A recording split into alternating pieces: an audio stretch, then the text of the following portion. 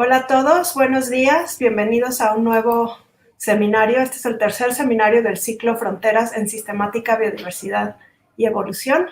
Hoy tenemos con nosotros a Tim Barraclough de la Universidad de Oxford, que presentará la plática Horizontal Gene Transfer and Speciation in Eukaryotes, transporte horizontal de genes y especiación en eucariontes. Y voy a darles una pequeña semblanza de Tim. Él hizo su doctorado en la Universidad de Oxford y trabajó en el Imperial College de Londres durante 23 años hasta el 2019, cuando volvió a la Universidad de Oxford, al Departamento de Zoología. Y durante un tiempo tuvo un puesto conjunto entre el Imperial College London y los Reales Jardines Botánicos de Kew. Tim tiene más de 100 artículos y libros publicados, con más de 16,000 citas, y con intereses muy diversos que van desde la evolución de la biodiversidad de escarabajos, plantas, rotíferos y bacterias. Y entonces veremos a alguno de estos grupos mencionar el día de hoy. Además me pidió que les mencionara que en 1997 hizo un viaje muy largo en México en busca de escarabajos tigre, de lo que todavía se acuerda con mucho cariño. So Tim, welcome. Thanks for giving this talk with us in this cycle of seminars, Frontiers in Systematics, Biodiversity and Evolution. And we're ready for your presentation. Okay, thank you very much, Alejandra. So it's a great pleasure to talk to you all today. I'm sorry I couldn't be there in person, but thank you very much for the invitation to give this seminar. So I'm going to be talking about horizontal gene transfer and speciation in eukaryotes. So if we think about how diversity evolves, then normally we have in mind this kind of what you could refer to as the species model of diversity, where we recognize species as these independently evolving groups that share a kind of gene pool, and they originate through speciation, so these branching events here that we often represent on phylogenies. Some of them might be lost through extinction and so on. So this is a kind of classic view of diversity. And in eukaryotes, so a particular key feature for sort of explaining this pattern and trying to understand it is reproductive isolation. So in sexually reproducing organisms, in order to get independent evolution like this, normally we're thinking of there being some kind of reproductive isolation, some mechanisms to prevent individuals from different species interbreeding and mixing up their genes. So of course there are some exceptions to that. So you might think about species that are able to hybridize. Typically those would be closely related species still. And over recent times there's been a lot of focus on how speciation can occur with gene flow. So there's not always strict reproductive isolation, but still this is how we usually think about species in eukaryotes. So in other organisms, bacteria and archaea, then it's a bit different. And so in this case, reproduction is clonal, so there's no sexual reproduction. But bacteria do have various mechanisms for transferring genes horizontally. And so there are different ways that this might feature in thinking about speciation in bacteria. So first of all, horizontal gene transfer can often occur between very distantly related taxa, and that can be involved in gaining genes that allow them to adapt to new niches. And at the same time, we need to think about horizontal gene transfer within species as well. And if you have two co-occurring species of bacteria, then potentially you still need some kind of mechanism, a bit like a reproductive isolating mechanism, to prevent gene flow between those populations and maintain the species differences. So there's some different kinds of processes going on, but a major difference, I would say, between bacteria and eukaryotes in the typical kind of mode of speciation is this idea that you get horizontal gene transfer between more distantly related organisms that can contribute to acquiring new adaptations and allowing them to colonize new niches. So in eukaryotes, horizontal gene transfer is normally thought to be rare. And so typically quite a lot less than 1% of genes would be thought to have been acquired horizontally. This may vary, so in single-celled eukaryotes, protists, and there might be higher rates of horizontal gene transfer. But for various reasons, it's thought that in multicellular eukaryotes that it's fairly rare. So if you think about how horizontal gene transfer would occur, so independently of sexual reproduction, then you need sort of DNA to enter the nucleus to be able to establish itself in the germline of the organism if there's a separate germline. And also these pieces of DNA that would be acquired need to kind of survive selection as well. So they need to be able to persist within that lineage. And so cases of horizontal gene transfer in eukaryotes are fairly rare, but well-supported cases attract a lot of attention. So here's just a couple of examples that I pulled out. So this is a well-known example where aphids have acquired genes from fungi that allow them to produce carotenoids that lead to color differences seen here. So you end up with orange aphids. And this was a fairly recent paper that reported evidence of horizontal gene transfer in this grass, Alloceropsis, with repeated and quite large chunks of DNA that appear to have been acquired from other grass species. And so these are interesting cases. Now, today, I'm going to think about and present two studies that we've been working on where it appears that horizontal gene transfer has occurred, and moreover that it's contributing, or it's associated with speciation, so that different species that have formed recently have acquired different DNA through horizontal transfer. These are two unrelated cases. I'm going to talk about them separately. There's nothing that connects these two, except that we've worked on them both. So the first of them is in these curious animals called Deloid Rotifers. And the second example that I'll talk about is in the fungus that causes coffee wilt disease, which is called Fusarium Xyloides.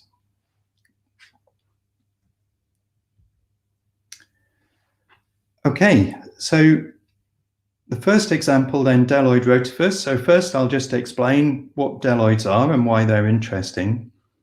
So these are microscopic animals. Most of them are less than, or quite a bit less than 0.5 millimeter long. They're found in any habitat where there's occasional or permanent fresh water.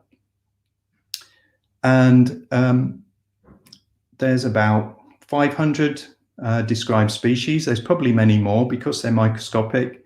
They're quite hard to tell apart, so there's a lot of cryptic diversity. And the intriguing thing about them that first attracted our attention was that this is a large group of animals where no males have ever been observed.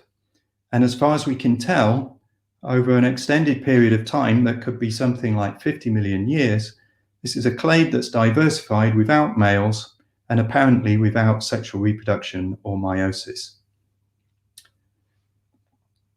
So we originally got interested in this group as a kind of model for trying to understand how speciation might occur in a group of eukaryotes where there's no sexual reproduction.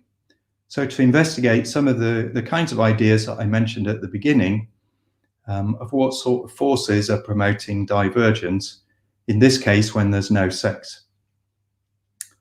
And so this was from an early study that we worked on. This is Elizabeth Hernew, who's a postdoc at the time, and Diego Fontanetto, who's a long-term collaborator of ours with these animals. And we set out to investigate whether the Deloids really have diversified into independently evolving species, despite their apparent lack of sex. So in this study, we sampled 76 individuals from 9 traditionally recognized species of Deloids from lots of different places. And we collected systematic data, so a mitochondrial marker and a nuclear marker. And Diego measured their morphology, specifically some aspects of their feeding morphology. And then we did a kind of species delimitation approach to see whether we could identify independently evolving groups. So very briefly, to summarize what we found there, we developed this approach called the generalized mixed-Yule coalescent model for identifying independently evolving subgroups from a genealogy based on DNA variation. And so the details aren't really important here, but this was the model that we applied, and it identified these significant clusters of individuals that share very close relationships, but are separated by longer internal branches. That's this signature of independent evolution. And so it appeared that Deloids were displaying the same kind of pattern of genetic variation that you would observe within a sexual group of organisms that has diversified into separate species. And then we analyzed the morphological variation. So this is a principal component plot shown on 3 axes here, summarizing variation in this structure, which is the feeding parts of a Deloid rotifer. And the colors here are showing different traditional species that were recognized, and you can see that they occupy, or at least a lot of them occupy, distinct kind of spaces within morphospace. And applying some more statistical methods, we showed that there's been divergent selection on feeding morphology. So it looks like there's been ecological divergence among Deloid species as well. So that's how we got interested in Deloids in the first place. At the same time that we were doing that and working on speciation in Deloids, then there was a very intriguing finding initially by Eugenie Gladyshev and Matt Mieselson, who reported that they found evidence for large-scale horizontal gene transfer into Deloid rotifer genomes. And with collaborators at the University of Cambridge, we subsequently followed this up with some transcriptome studies and found that maybe 8%, perhaps up to 10% of the expressed genes of Deloid rotifers appear to have been acquired from non-metazoan sources. So they're non-animal genes by origin that have been taken into the Deloid rotifer genome. And these have come from all sorts of sources like bacteria, plants, single-celled eukaryotes, and so on, fungi. So this is a huge apparent level of acquisition of non-animal DNA. So just to give you an idea of what we're using to infer that this has been acquired independently, this is quite a complicated slide, but I'll just talk through the basics of the pipeline that's involved here. So basically, you start with, for your genome, you start with a list of your genes. You search those using something like BLAST to identify the closest hits in NCBI and extract the taxonomy of those hits.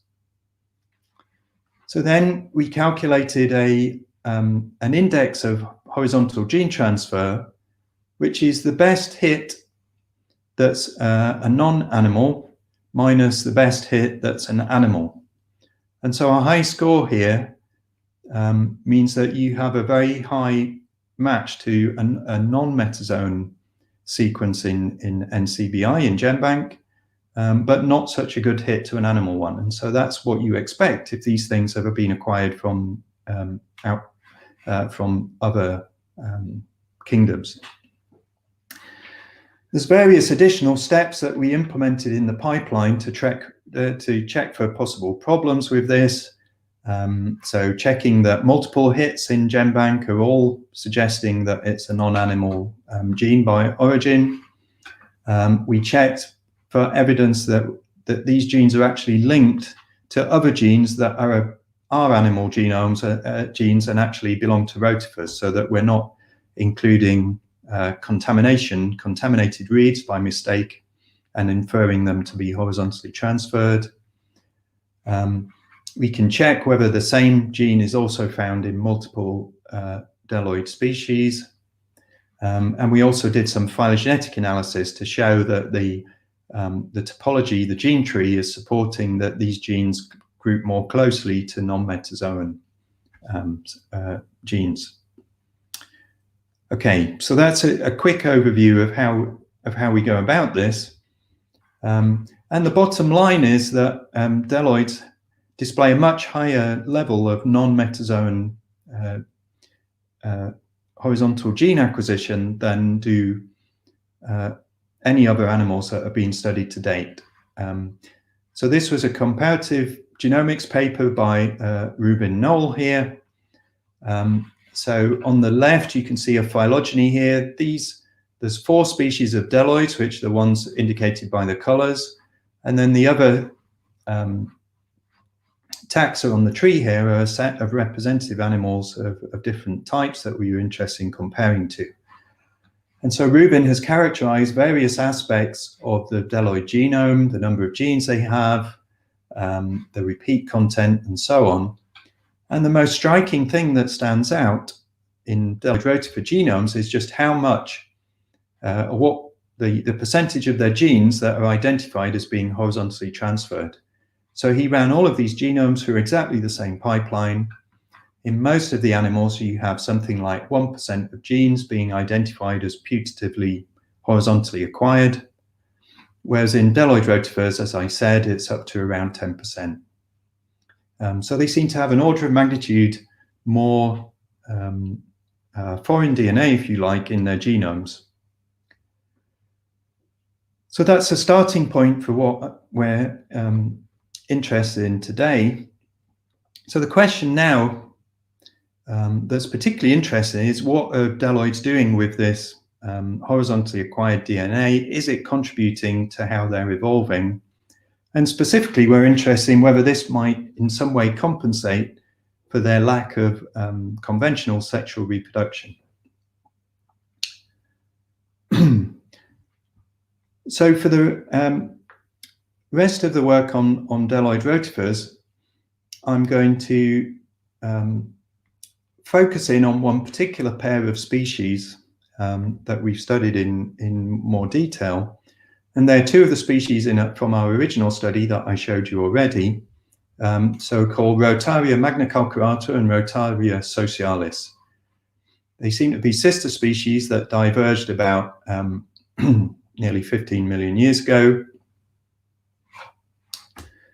And as well as being Deloid rotifers, that already makes them curious, they've got quite an interesting ecology. So this picture here is showing a pond in the Japanese garden of the Silwood Park campus at Imperial College, where we collected the rotifers that we were studying here.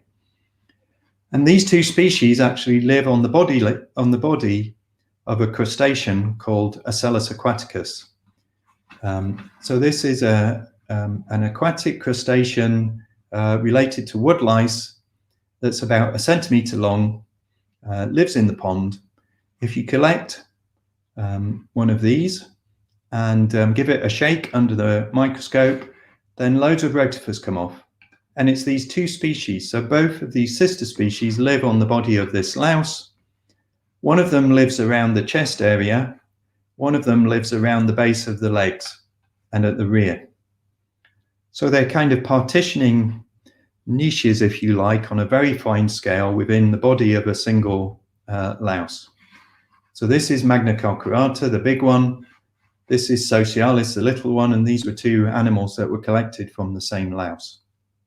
So we're interested to see what genetic changes might have been involved in them diverging and adapting to these 2 strange micro niches on the body of the animal, and particularly in today's talk, whether horizontal gene transfer might have contributed to that.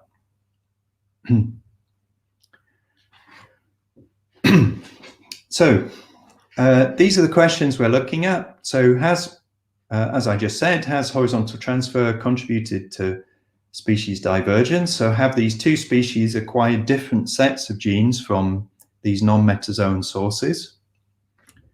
If so, where exactly do the genes they've acquired come from? And another question of interest is, what might the mechanism for transfer have been?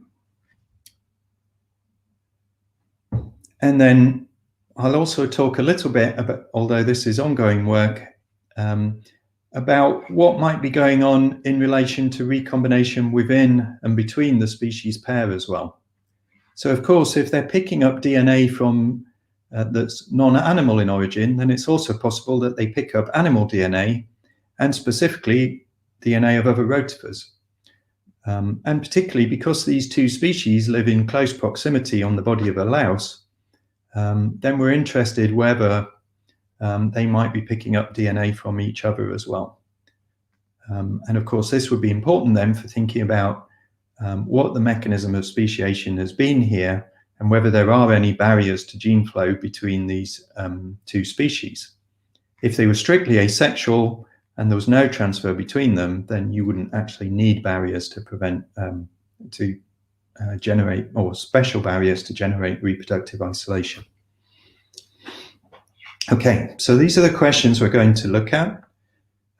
So the first work that we did on this was by a PhD student, Isabel Ayres, and she sequenced transcriptomes from our two focal species and some other species as well that I won't talk about today. And what's shown here is a phylogenetic tree of the different species, and onto this tree we've reconstructed where horizontally acquired genes have been acquired. So for example, from the transcriptome, it appeared that 67 horizontally acquired genes were unique to Magna calcarata and not found in the other rotifer species. So that's consistent with them having been acquired since Magna calcarata diverged from Rotaria socialis. So from this work, it looked like, well, first of all, we were interested to see this was the first evidence that horizontal gene transfer was kind of ongoing. It wasn't just something that had happened in the common ancestor of all Deloids, but it was ongoing more recently and actually contributing to species differences in presence or absence of genes. There were some of the boxes on the left here are referring to other questions that we were interested in this study to do with desiccation tolerance that aren't really a focus for today's talk, so I will skip over those. But the important point from this slide is that there appeared to be unique horizontally acquired genes for the two louse species. So potentially these could be involved in providing, and they were expressed because this is a transcriptome, so potentially these could be contributing to species differences that are important for their coexistence and adaptation to the different niches. So that was based on transcriptome data. Of course, the problem with transcriptomes is that those are the genes that are expressed in the conditions that were prevalent at the time that you sampled the animals. And so it's possible that some of those, the apparent presence and absence could just have been that they were being differentially expressed rather than that they were really present or absent from the genome. Sorry, I'll go back. Another potential issue here would be contamination. So it could be that some of these, although we clean the rotifers as carefully as we could do, it's possible that some of these transcripts might actually have been in, if they appeared to be bacterial genes, it might be because they were in bacteria and they were a result of contamination by bacteria of our RNA extracts.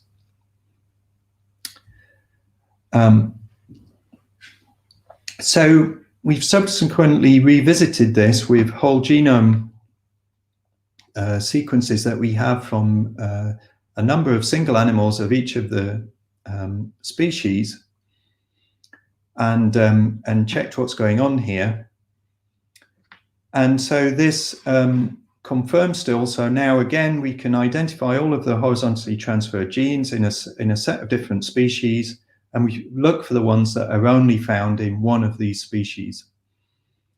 And so this table at the bottom right is describing the total numbers that we found. So it's fewer than appeared to be the case from the transcriptome, but we've still got about 40 genes that are being interpreted as horizontally acquired that are unique to each of these two species that are found on the louse.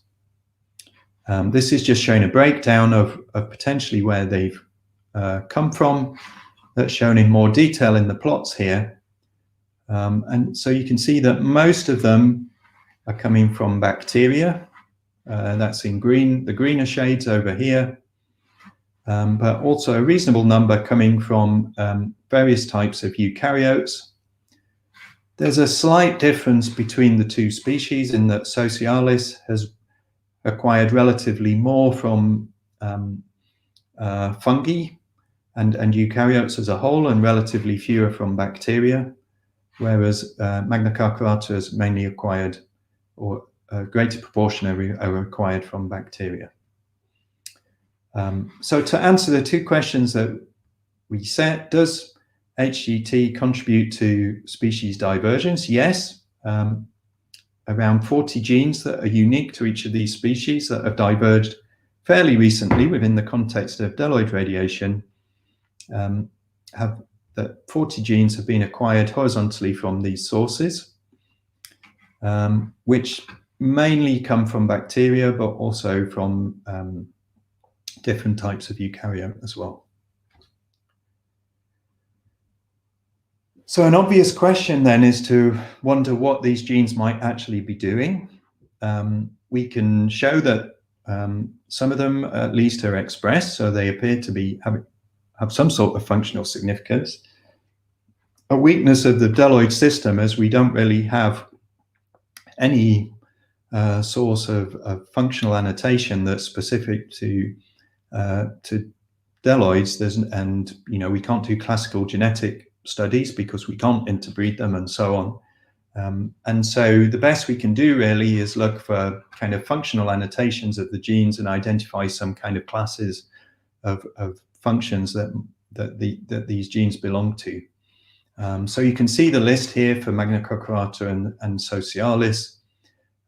It's not terribly informative, I would say. There seem to be quite a few genes with a sort of oxidoreductase activity, potentially stress tolerance related, and to carbohydrate metabolic processes as well. Exactly what the significance of those are for the two niches that these rotifers inhabit, we don't know.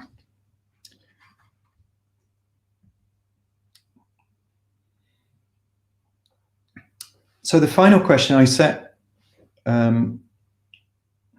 sorry, no, there were two more questions. The next question that was set was, what is the mechanism for transfer? Well, again, at this stage, we don't entirely know. We don't have direct evidence. Nobody has shown directly DNA being taken up and entering into the Deloid genome. There's a couple of hypotheses that are interesting. One of them is that so Deloid rotifers can survive desiccation, and when they desiccate, we know that desiccation can break cell membranes, and we also know that it breaks DNA, and Deloids are able to repair their DNA very efficiently. But it's possible that during that process, some DNA gets in there and is incorporated by mistake. So that's one hypothesis for how they take up this DNA. Another possibility is there could be a role of some transposable elements, so DNA transposons. And in particular, there's a new type of these giant transposable elements called terminons that seem to have the potential for being active and copying large chunks of DNA. Maybe there's a role for them, although at this stage we don't know directly what's going on. Sorry, this figure on the right is just to show that Deloid rotifers in black have a diverse range of different transposable elements relative to some known families that are shown in with the coloured labels there. If anyone's interested more in how transposable elements evolve in Deloid Rotifers, this was a paper by Rubin that's come out just the other month. Okay, so we found evidence that HDT has contributed to species divergence between these two species of Deloids. Mostly that appears to be coming from bacteria, but also from different eukaryote sources. We don't really know at this stage what the mechanism of transfer is. So what about this final question then, was whether similar processes, whatever they are, could be transferring DNA either between individuals within Deloid populations or between the two species. And this is work that's very much ongoing, but I'll just give you a flavor of it really here. So on the left here, one thing we're doing is we've resequenced multiple individuals of each of the two species, and we can look at gene trees across all of the orthologs and try and infer whether those are showing congruent genealogy within species, which is expected if they're strictly clonal, or whether there's incongruence, which might be expected if there's recombination of different gene regions or potentially transfer of genes between individuals. And so far, it's very early days. I don't really have a take-home message on this, except to say that we're doing this as carefully as we can, because there's various sources of error that can affect these kinds of these inferences. On the right here, another thing we tried with these species is to see whether we could observe polymorphism in the presence or absence of transposable elements, and use that to infer what the recombination rate might be of these transposon sites within the populations, and potentially switching between the two species. And the best, the range of this graph here is showing an estimate of how frequently, for example, sexual reproduction might occur to explain this pattern of polymorphism. And we couldn't really reject the lowest level of sex that we coded in simulations that we used here. So there's no particular evidence here that anything's going on other than clonal inheritance of these polymorphisms.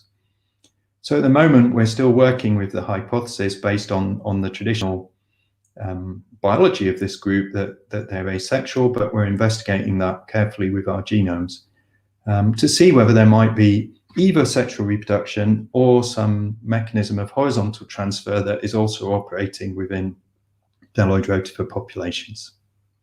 And there's some other groups working on that as well, I should say, who are finding suggestive evidence that there might be something funny going on, and they might not be as asexual as we think, but that's still being worked through.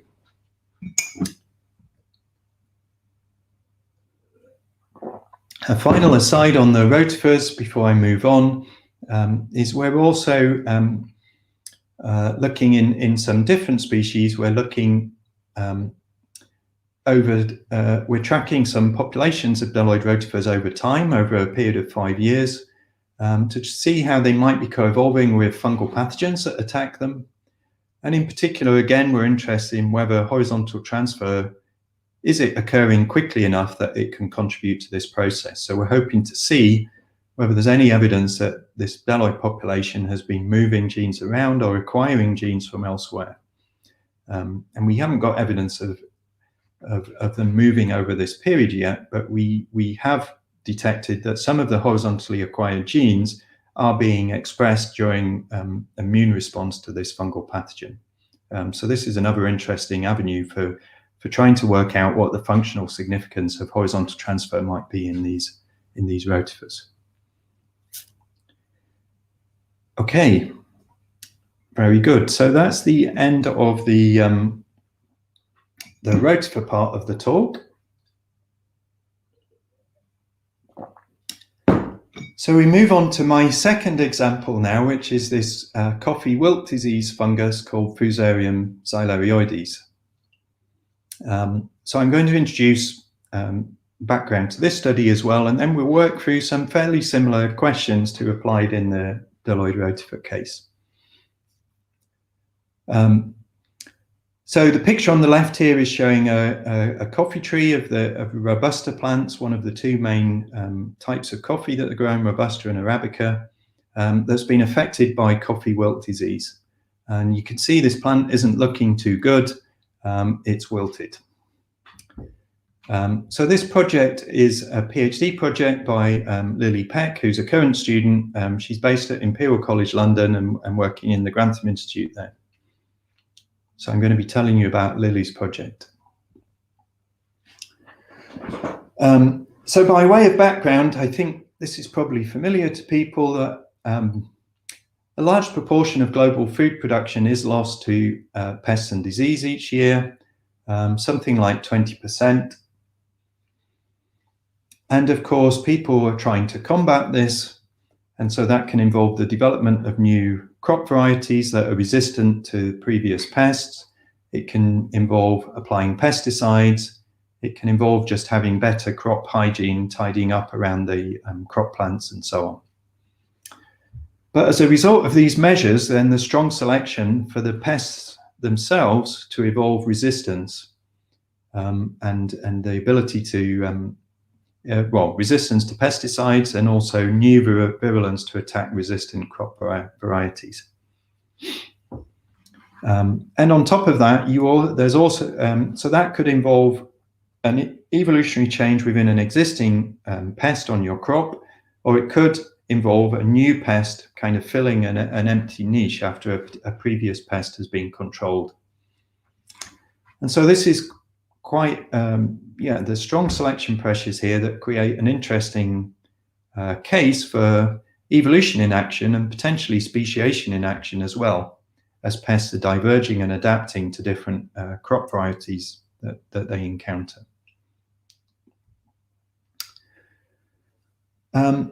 So the coffee wilt disease, this is just to give the sort of history and the context of what's going on here. So you can see the map of Africa here, and this was originally reported as a problem in an epidemic that lasted from the 1920s till about the 1960s. That was primarily in West Africa here. So this was growing on the Robusta coffee variety and some other types of coffee farmed over in these areas. But eventually it was brought under control, mainly through improved crop hygiene. And so the epidemic kind of died away in the 1960s. But then coffee wilt disease re-emerged as a problem in the 1990s. And when it re-emerged, interestingly, there were it re-emerged as two host specialists. So one of these was on the Arabica coffee that's mainly grown in highland areas in Ethiopia.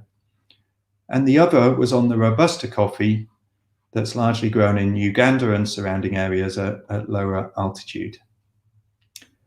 And so the question Lily was interested in addressing with her project is what's happened? What's the scenario for how these two host specialists emerged and what their relationship is to the earlier epidemic? And the resource that enabled her to investigate this problem is to use a large collection of fungal isolates available through a collaborator organization called CABI. So CABI is a global organization working on crop protection, biocontrol, things like that.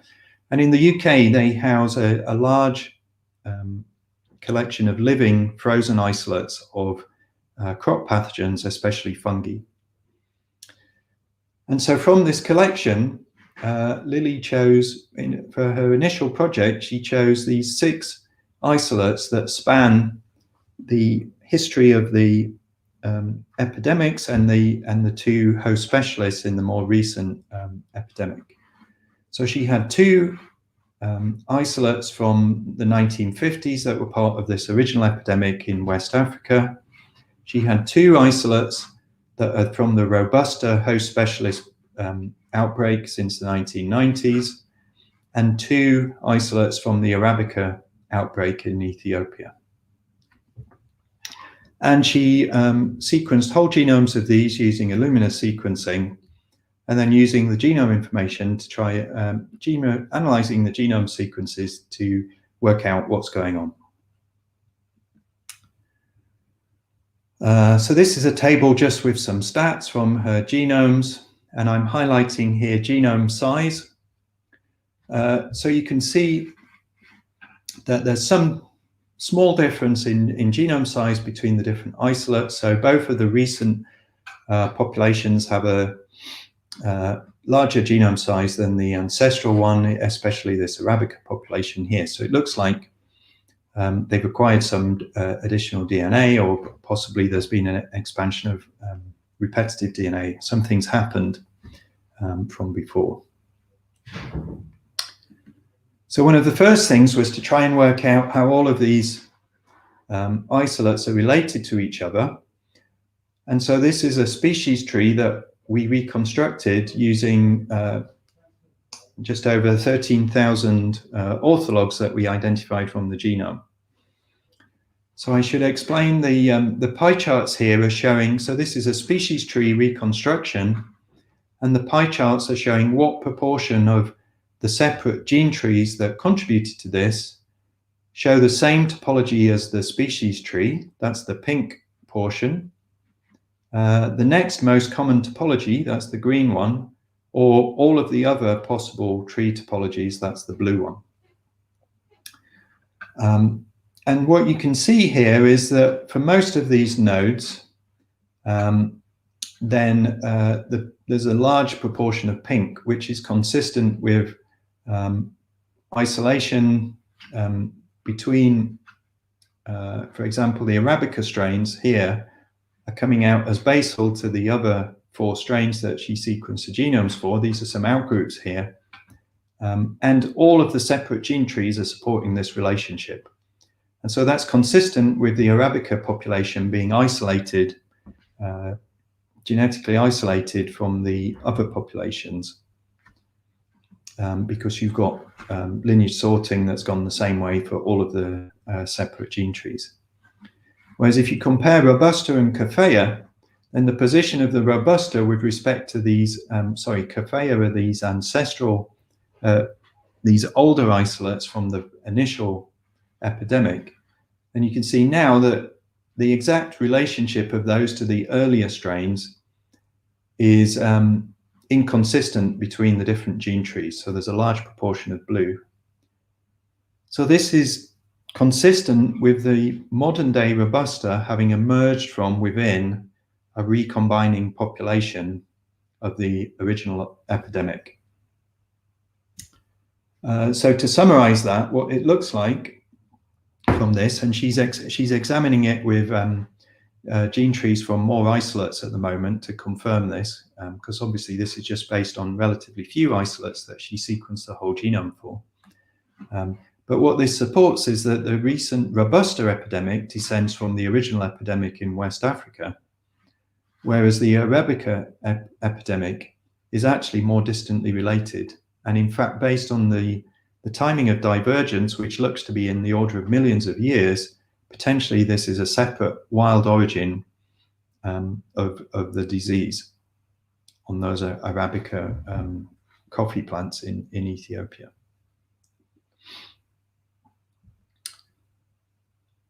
So the next question then was, what are the genetic differences between the host specialists and that have led to a change in pathogenicity in the Robusta ones over time?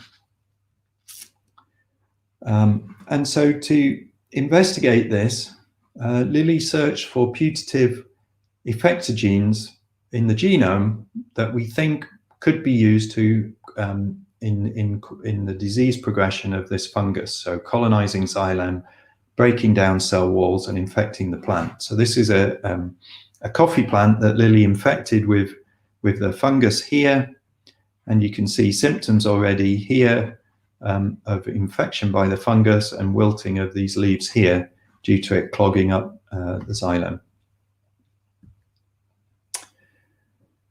So there was nothing known about effector genes in this particular species to start with, but there were a few avenues that we could use to identify them. So the first one was genes that have previously been described to be involved in wilt formation in other Fusarium fungi. Secondly, previous studies had recognized that a lot of effector genes in fungi tend to be small, encode for small proteins that are secreted and cysteine rich. So Lilly looked for proteins with those genes with those properties. Carbohydrate active enzymes are also important in disease progression because they break down cell walls. That's used as a carbon source for the fungus. And finally, previous studies in some other Fusarium species had found that a lot of effector genes were associated with a particular type of transposable element called miniature impalas, or MIMPs for short. So on the right here is a table just showing a set of candidate effector genes that she identified using these 4 different methods. The color codings correspond here. And then she could look at which ones, look for differences between the different populations. So hopefully you can just about see on the left here is the recent Robusta population. This is the older epidemic in West Africa, and this is the Arabica population here. And there are some genes that are shared between pairs of those, but not others, and so on. So zooming in just so you can see a bit better, these are the genes that are based on previous knowledge of effector genes in wilt-causing fungi. And you can see there's a gene here that's only found in the Robusta population. There's a gene here that's only found in the Arabica population, and so on. So she could characterize the pattern of sharing between the different populations. And so a key question then, and relevant for today's talk, is where do these effector genes come from? And by blasting these genes against GenBank, she found that in a lot of cases they have a very close match to genes known from Fusarium oxysporum. So this is another fungus. It's actually a huge kind of species complex with lots of different varieties that are referred to as forma speciales that infect a wide range of different plants. So you may have heard of Panama disease that affects bananas. That's one of a particular Fusarium oxysporum. Forma specialis cabensi, so it's one of the varieties. But they attack lots of different plants. And so there's the suggestion that these genes have come from these Fusarium oxysporum that cause wilts on a wide variety of different plants. So going through the evidence sort of systematically, then this is a kind of flow diagram. So of all of these putative effectors that she found, we found a subset here of 15 that look like they're consistent with horizontal acquisition from this more distantly related Fusarium oxysporum. What are the mechanisms for transfer? One possibility that she looked at is that they might have acquired mobile chromosomes from Fusarium oxysporum, because that's something that's been known to happen in some other plant pathogens. A very short answer to that is that appears not to be the case. So this is an oxysporum at the bottom here. These are the mobile chromosomes that it has, and there's no match in Lilly's genomes in the coffee wilt fungus. But she did find evidence that Xyloides has acquired lots of these miniature impalas, this transposable element, shared with a variety of different Fusarium oxysporum. So it looks like they have acquired transposable elements or been exchanging those with Fusarium oxysporum. And in one case that she identified particularly, there's 4 effector genes on a large region of DNA that's about 20 kb long, that is interlaced with multiple miniature impalas and some other DNA transposons as well. So the hypothesis here would be that this chunk of DNA may have been transferred through horizontal transfer mediated by these transposable elements. So the conclusions for the coffee wilt disease part then, we can think about the same questions that I was going through with the Deloid Rotifer example. Has HGT contributed to species divergence? Yes, it looks like it into both of these separate lineages, apparently two kind of wild origins of coffee, agricultural coffee disease within this group. Where have the horizontally transferred genes come from? It looks like they've come from a variety of these host specialists from Fusarium oxysporum. How has that happened? We can't be 100% sure at this stage for various reasons that I could discuss if people are interested, but there's certainly the implication of DNA transposons being involved in some of these transfer events. And there's some other similar cases known for transfer of toxin genes between wheat pathogens that have very similar kind of signatures. And the sort of final question would be, what sort of timescale have these horizontal transfer events occurred over? And in fact, in this case, again, it looks like these have occurred maybe over fairly long timescales, that they characterize these two very divergent lineages that have colonized the Arabica versus the Robusta coffee types. But the more recent change in the Robusta epidemic compared to the 1920s epidemic in West Africa has not obviously involved acquisition of genes, but seems to be more associated with gene loss. Or if there was gene acquisition, then it was from closer relatives. That's a bit harder to tell apart. So potentially this is something that's happening over longer timescales rather than kind of continually causing changes in these crop pathogens. Okay, so that brings me to my conclusions. I presented you with two examples where horizontal transfer seems to have been associated with species differences between sister species of eukaryotes.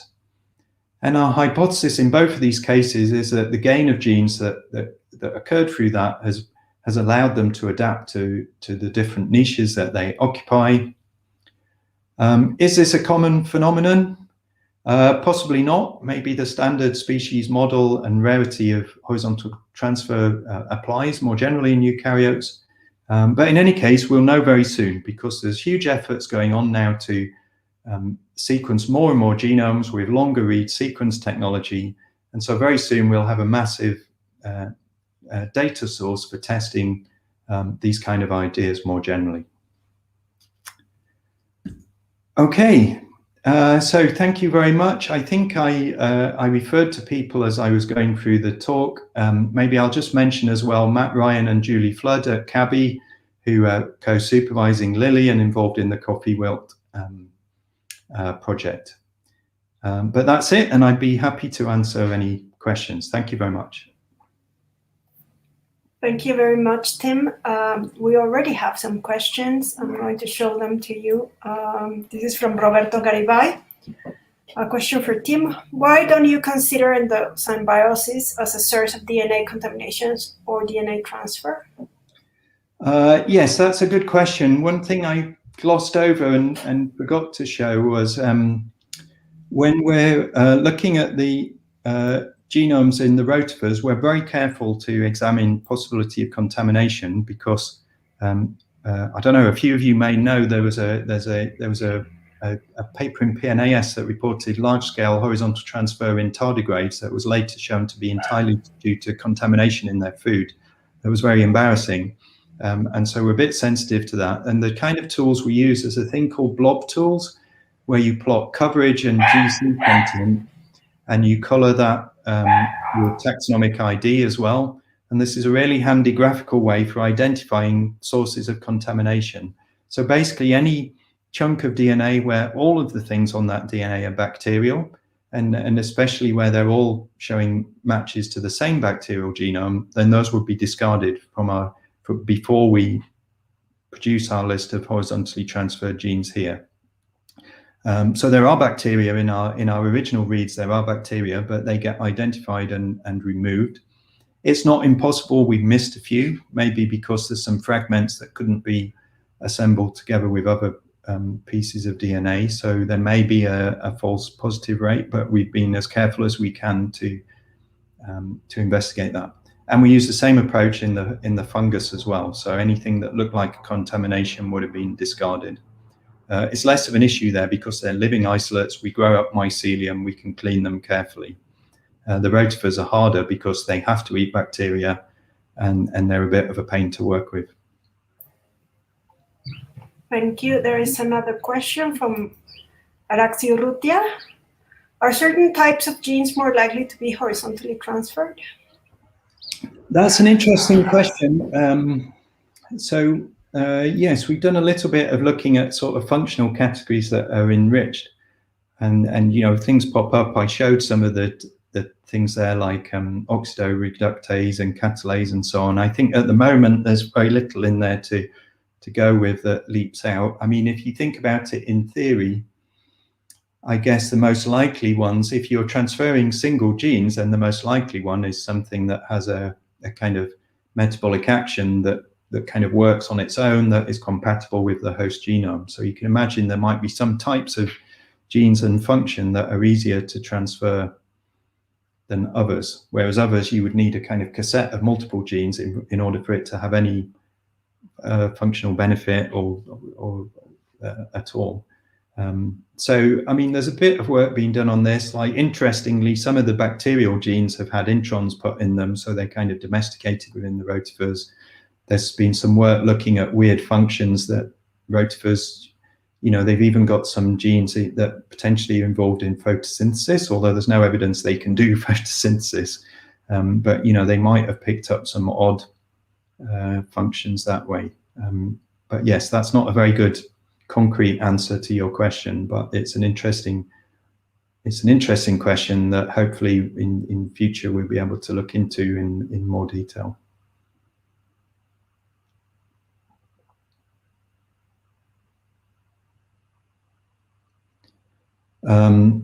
That's a similar. You're muted, I think, but I can see the question. So it's sorry, it's just the dog was barking. Oh. Yeah, what roles the acquired genes have in new host and centrality within the gene network. I can't remember if we looked at that. It would certainly make sense that they would tend to be, you know, you'd expect them to be kind of peripheral. Anything too fundamental, you know, you can imagine would mess things up more. There tend to be a lot of them. This is a different thing really, but there tend to be a lot of them around the telomeres of the chromosomes. So there is some suggestion that they're less likely to mess things up if they insert kind of away from core gene coding regions as well. But I think you're right. You would expect them to be more peripheral. In terms of trends, with time since transfer, Isabel looked at that a little bit, mainly to sort of cross-check her results. And so she did find that the genes that we inferred had been acquired more recently, there was a trend in GC content with that compared to genes that were shared by all of the Deloid Rotifer species. So there was a signal that looked like they'd been changing, you know, they'd been gradually shifting to have a GC content more like the host over time. And I don't think we looked at introns, but I mentioned introns already. You would expect more recent ones shouldn't have introns, for example. So that would be another thing that you could cross-check in some way. Another question from Ulises Rosas. Could you discuss whether species with parasitic living forms are more likely to be host or receiving HGT?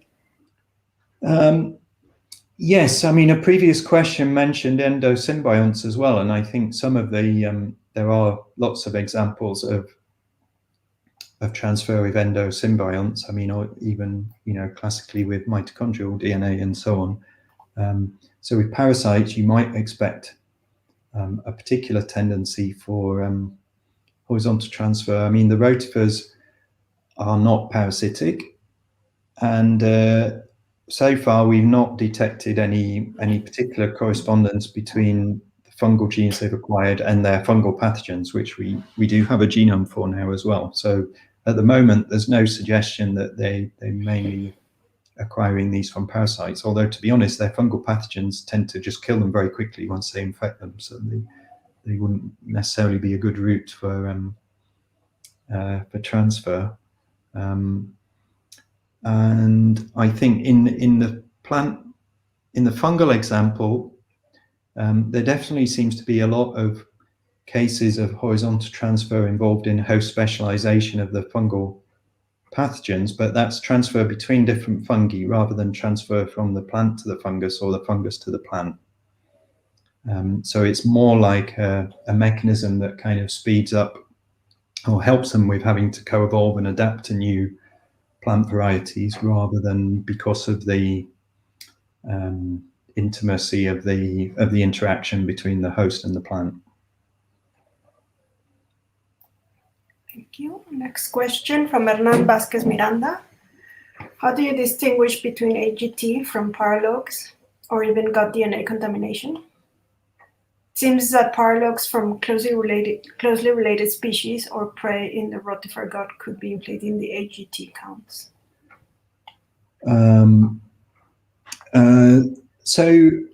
Paralogs, so some of the genes that we identify as horizontally transferred were acquired by, are found in all of the rotifers that we've looked at, and so they were acquired by a common ancestor of the rotifers.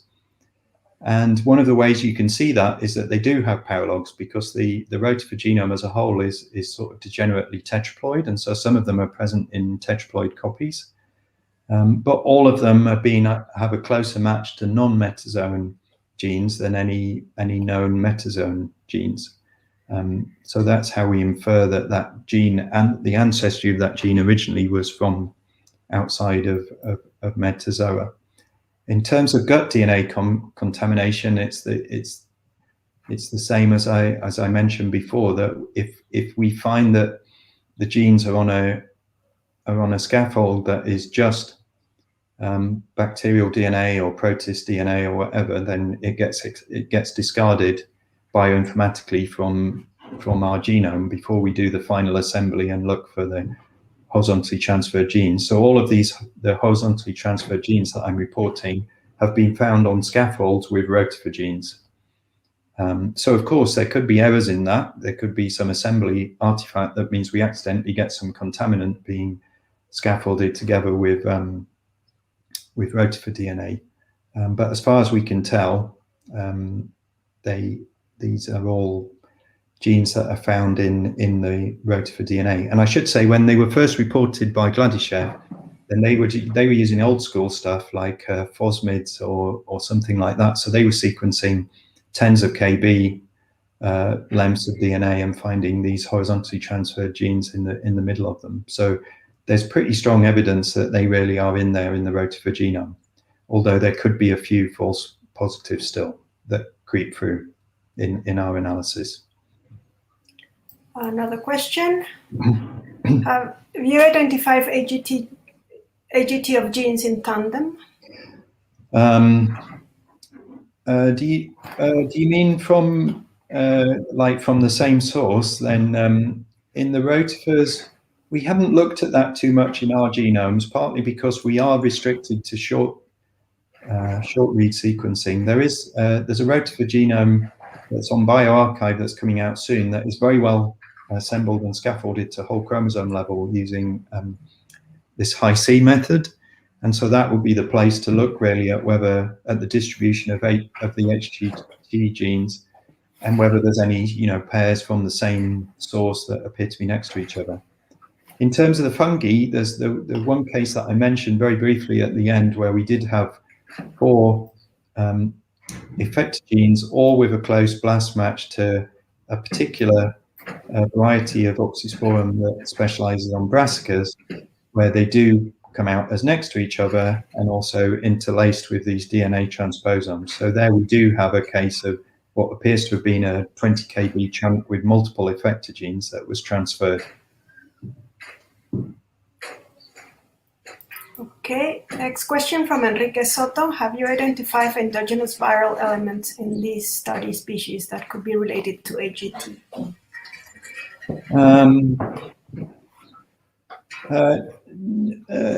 No, I think is the answer to that. So we looked a little bit once for viral sequences. I think someone contacted us who was looking for them in the transcriptome as well. So the transposable elements, yes, but in terms of viral elements where we know they could kind of mobilize and produce particles that could move between species and so on, no, not so much. So I think the answer is no. Sorry, that was not very clear. And now another question from Araxi Rutia. Do you think that increasing horizontal gene transfer might be an adaptive response in evolved asexual lineages, or instead a result of reduced effectiveness of selection? That's a very interesting question. And yes, it's entirely possible. I mean, as soon as this was discovered, everybody got excited about it because, I guess, because of the parallels to what we see in bacteria. And in bacteria, we know it does provide them some help with coping with being clonal and so on, and spreading adaptive function. So everybody was speculating this could be the trick that Deloids have that allow them to be asexual. But yeah, it's entirely possible that the rate of horizontal transfer is the same in everything, but what differs is the rate of persistence. And it might be that in Deloid Rotifers, these things just hang around because they're less able to get rid of them. So yeah, that's an excellent question. It's certainly a possibility. I mean, it would be quite hard to test that in a way, because whenever we look in genomes retrospectively, we're only looking at the ones that have survived to the present over very long time periods. And so it's difficult to separate out the rate that these things might occur, unless we discover a very particular mechanism in Deloids that we know just isn't happening in other organisms, like these terminons I mentioned, for example. Yeah. Another question from Christian Quintero Corrales. How divergent are the acquired genes from their best score homologues? I don't think I have that information to hand exactly. I mean, we've got lots of gene trees. All of this was done with protein matches. So I think in most cases, they're fairly divergent, but similar enough that you can still identify them as the same protein. Yeah, it would be interesting to look. I don't think we've done that actually, to see if there's any that look like they're very recently acquired. In most cases, from memory, and it's a while since I looked at the trees, I think most of them are relatively divergent, but clearly sort of grouping still away from metazone versions of that gene, or else it's just a gene that's not known in metazone. Thank you. Next question from Jorge Nieto Sotelo. Have you experimentally tested the genomic architecture of AGT genes in rotifers or the fungus? For example, PCR followed by sequencing of amplicons? We have done PCR sequencing of horizontally transferred genes in the rotifers. And as I mentioned, there's some long read sequencing as well, including the new study, but also the first study that reported that. In the fungus, Lily, yes, we have done some PCR sequencing as well. That's just starting, actually. And the other thing she has done is use qPCR to show that one of the putatively horizontally transferred effector genes is being expressed when the fungus is infecting coffee, but not when it's just growing in a plate. So we've got some evidence that they're being expressed in the fungus as well. Very interesting. Oh no, this is previously. Another question from Jorge Nieto. How do AGT genes genome junctions look like?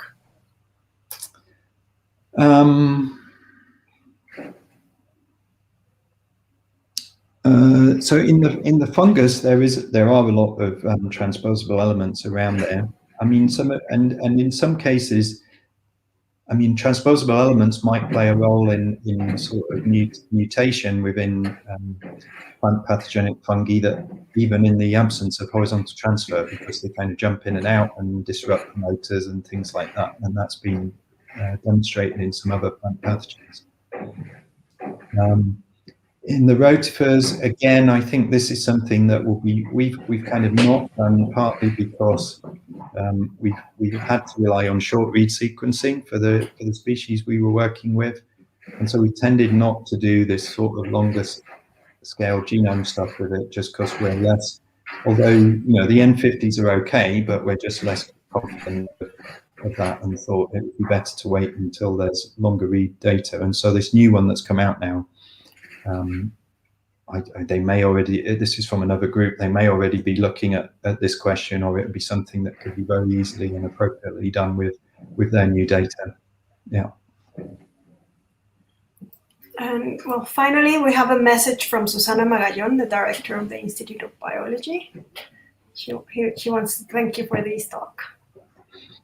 Well, thank you. You're very welcome. Thank you. It's a shame I couldn't meet you all, but yes, I hope you enjoyed it, and maybe at some point in the future. Yes, well, this is the last comment and question, and so we also like to thank you very much, and we really hope that one day you can come and visit us and give us another talk in person. Thank you very much for agreeing to give this talk to us. Okay, thank you. Bye, everyone. Bye. Muy bien, ahora les recuerdo que el próximo martes tenemos otro seminario en la serie normal a la misma hora, y nos vemos pronto y muchas gracias a todos.